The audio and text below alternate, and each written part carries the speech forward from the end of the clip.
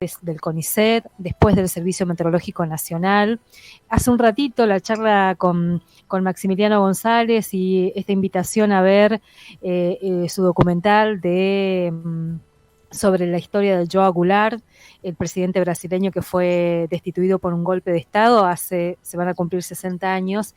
Y vamos a cerrar la conversación de esta tarde charlando con una amiga de la casa, con alguien que ha sido parte también de esta radio durante muchos años y con quien hemos trabajado en las tardes de la radio de la universidad durante muchos años en La Ventana, y en estos tiempos tan revueltos, tan difíciles, La Ventana es un programa que nos llena de nostalgia. Está en línea Marina Casales para hablar un poco de un pronunciamiento que decíamos hace un rato.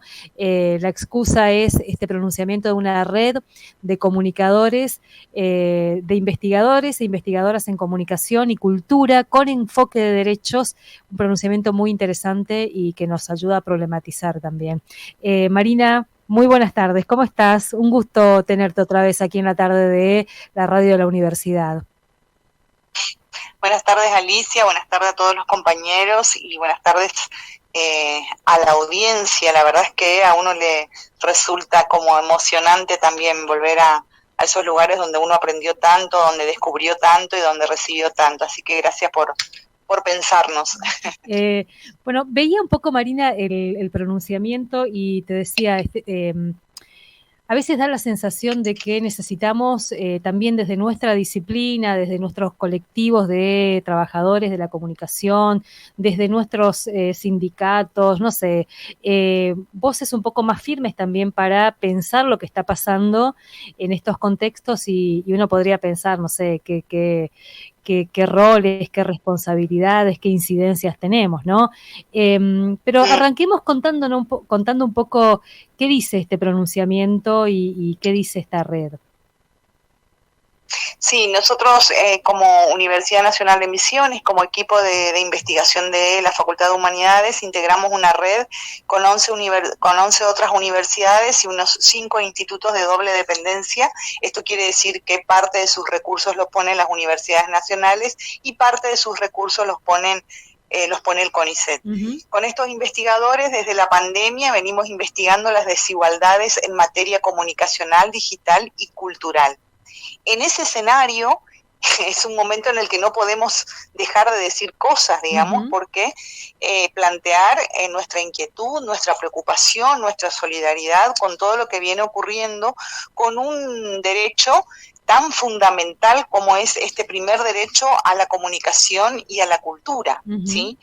En este pronunciamiento nosotros en un escenario de tanta incertidumbre, pero al mismo tiempo también de tanta regresión en materia de derechos, necesitábamos salir a decir con serenidad, con firmeza, algunas cuestiones y no quedarnos solo en anécdotas, sino tratar de mirar todo el escenario, y es por eso que salimos a solidarizarnos con todos los trabajadores y trabajadoras, los espacios, las instituciones que vienen siendo vulnerados por las políticas regresivas del Estado Nacional, y advertir también las implicancias que tiene esta vulneración de derechos. Además, en este espacio, este colectivo de trabajadores, docentes, investigadores, también los que están haciendo carrera de asistencia en investigación del CONICET, uh-huh. nos declaramos en estado de alerta porque consideramos que lo que viene ocurriendo tiene que ver no solamente con políticas regresivas, sino con atropellos en materia de derechos comunicacionales y culturales a los que Argentina había adherido, tienen carácter constitucional, y pensamos que se van a ver vulnerados un montón de derechos y que eso va a significar mucho trabajo de nuevo para volver a reconstruir, porque cuando hablamos de comunicación y de cultura estamos hablando de una dimensión muy sensible, muy delicada, que tiene que ver con cuestiones que el Estado debe garantizar, por decirte un ejemplo cercano, uh-huh. el acceso a la información veraz, por ejemplo. Claro. Algo que a uno le parecía superado, bueno, no, en este escenario de redes, de plataformización, de audiovisualización, pensar en información veraz nos coloca en un lugar en donde las fake news aparecen y disputan también temas de conversación, y nos parece que el sistema público de medios viene un poco también a reponer y a recomponer ese contrato a la hora de pensar qué cosas tienen que posibilitar los medios públicos, por decir algo. O, por ejemplo, que se cierren centros culturales estatales, también nos da cuenta de poder vernos a nosotros mismos como productores culturales y en ese sentido de productores simbólicos, como ciudadanos, poder producir nuestra identidad no es poco. Por decir alguna dimensión que tiene que ver con lo cultural, ¿no? Entonces, por eso es que nos sentimos muy interpelados y necesitábamos salir a plantear este pronunciamiento, este posicionamiento político, ideológico y también conceptual en relación a los temas que venimos investigando, porque también veníamos siendo como un nexo para pensar políticas públicas en materia de pauta, en materia de cómo se puede pensar un centro cultural y las políticas que deben asistir a un centro cultural, cómo pensar, por ejemplo, el acceso a la conectividad digital para en clave de educación y en clave de derechos, por supuesto, pero pensando en pibes y pibas que el mercado no llega a sus casas. No estoy hablando de muy lejos, estoy hablando de acá en los barrios, por decir un barrio, por pensar cualquiera de los barrios de RENAVAP en Misiones, bueno, ahí no llega el mercado, ahí no llega el Estado, ¿quién llega? El mercado. Y esa desigualdad que se ve ahí tiene que ver con que el Estado todavía no llegó, pero que ahora va a ser aún más difícil si no se repone inmediatamente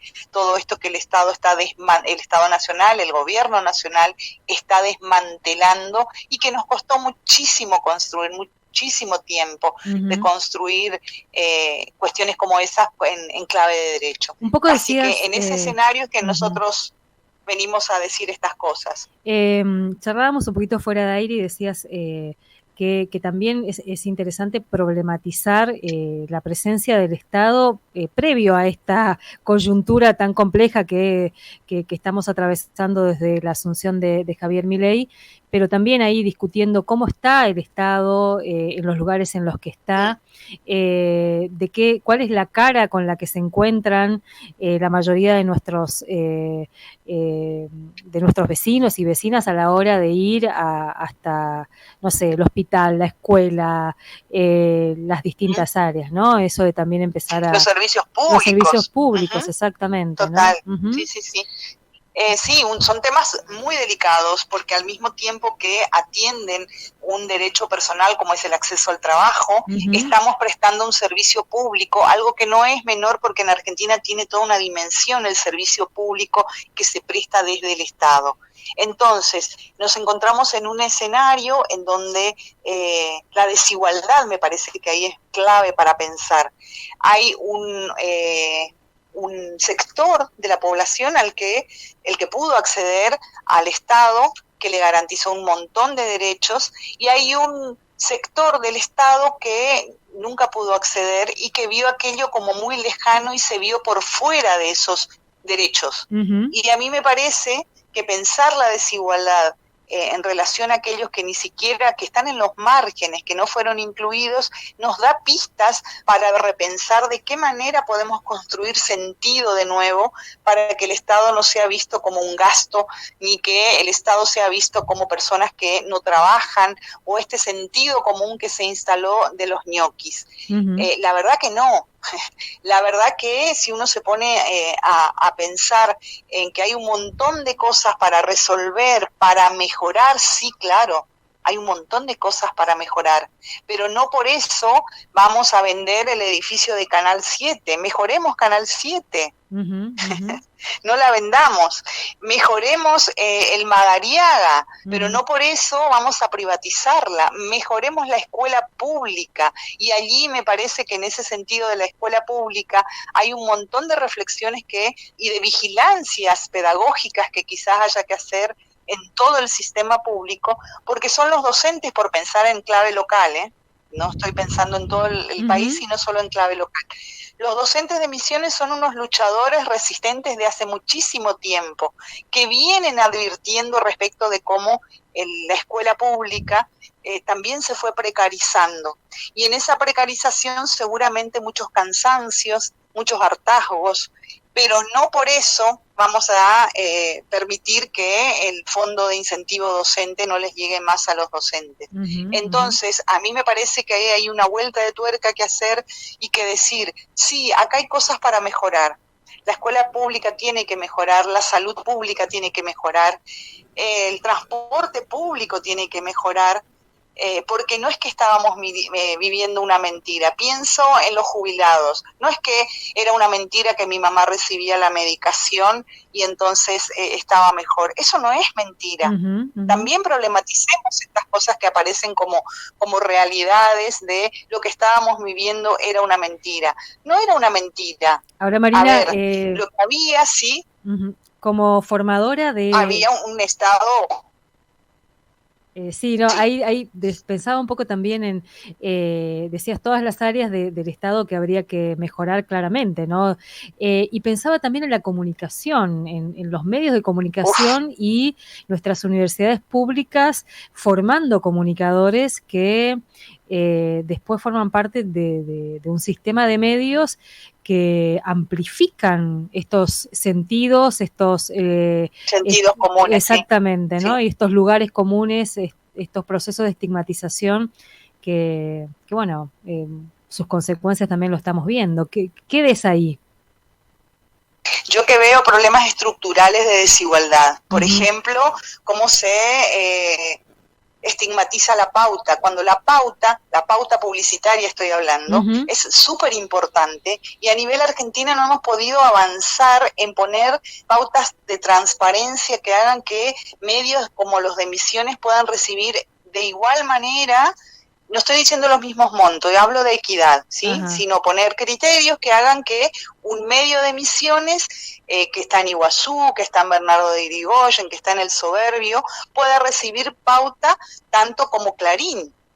Porque ahí también hay una desigualdad para mirar y para pensar en clave de poder. ¿Quiénes son los que acceden a esa pauta? Porque también problematicemos qué es la pauta.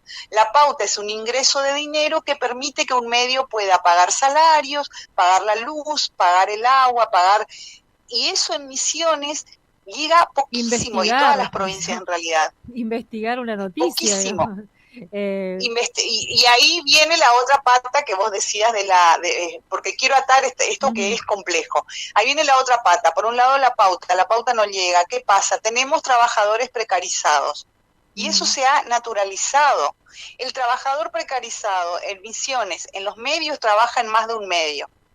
Tiene que subir al bondi, pagarse los pasajes, está cansado, no tiene ganas de ir a formarse porque también tiene que atender a su familia. No digo que esto sea exclusivo de los medios, pero estoy tratando de graficar la complejidad de lo estructural, ¿sí? Y en esa línea nosotros venimos yendo a las redacciones, estudiando a medios locales, y nuestros medios locales tienen periodistas precarizados, multitareas, que tienen que saber hacer un montón de cosas en poquísimo tiempo. Eso por un lado. Por otro lado, si ahí pensamos en las condiciones laborales, una noticia tiene que ser actualizada cada 8 minutos. ¿Qué tiempo tiene un periodista que tiene que hacer un montón de tareas? Lo que intento con esto es sacarle un poco la presión al eslabón más débil, que es el trabajador. Y que además cobra un salario de indigencia. Un salario de indigencia. Total, por eso va a otro trabajo también. Saquémosle presión al trabajador y pongamos esa responsabilidad sobre el Estado. El Estado con la pauta también aporta a que los medios con fines de lucro puedan producir información chequeada, veraz, y que sus trabajadores tengan condiciones para darnos algo tan delicado como es este bien social que es y bien público que es la información, y sobre el que todos tomamos decisiones, como por ejemplo andar diciendo por la vida el Estado no sirve para nada, ahí hay ñoquis. ¿Cómo se instaló eso? Una dimensión, seguro que es súper complejo esto, seguro, pero una dimensión también tiene que ver con que no se ha podido contar en qué espacios, en qué lugares, de qué manera nuestro Estado está y de qué manera también no está, o está ahí, con algunas falencias, con precarización. O sea, esto que cuento de los medios seguramente también alcanza a la salud pública, a los docentes, por eso hablo de que es algo estructural y que hay que empezar a revisarnos, por ejemplo.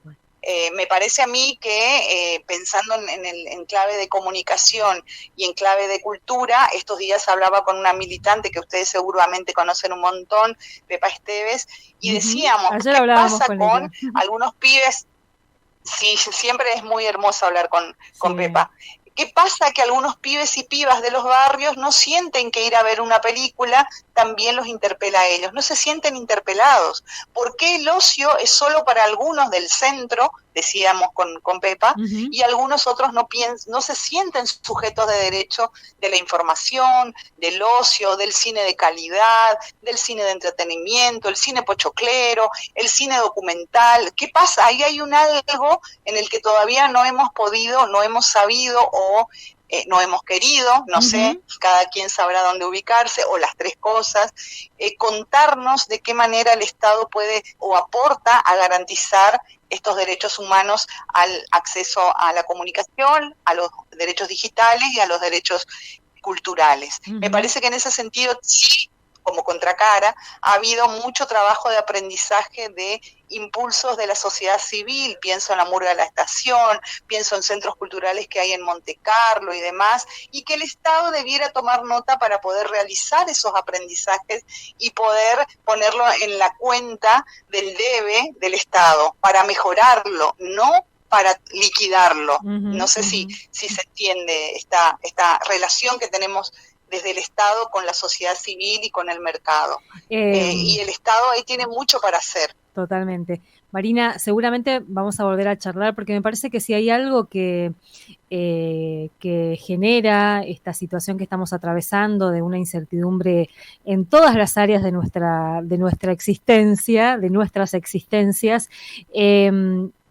poder conversar, poder problematizar, mirar nuestra historia reciente, poder generar los espacios para la crítica y la autocrítica, que eso también me parece que durante mucho tiempo se ha ido como condicionando, limitando, muchas de esas voces críticas que son absolutamente necesarias para dimensionar y entender lo que nos está pasando hoy. Así que, Marina... Y a veces ser crítico tiene... Sí. A veces ser crítico solo requiere de un gesto, la escucha, Alicia. Me parece que eso también tenemos que empezar a tener paciencia y escucha, y a tomar nota, digamos, de eso que estamos escuchando, que nos están diciendo, para mejorar, insisto, no para liquidar lo que existe, sino para mejorarlo. Y ahí hay mucho para hacer, así que te agradezco un montón que hayan pensado en quienes venimos trabajando en la universidad, que también es el Estado, por supuesto. Totalmente, ¿no? Y desde la universidad, porque también la radio de la universidad como medio público, dando cuenta y asumiendo el rol que tenemos, ¿no? Y en estos contextos aún más, me parece. Así que mil gracias, Marina. Muchas gracias a ustedes, que estén bien siempre. Un abrazo, hasta luego. Abrazo. Ahí hablábamos con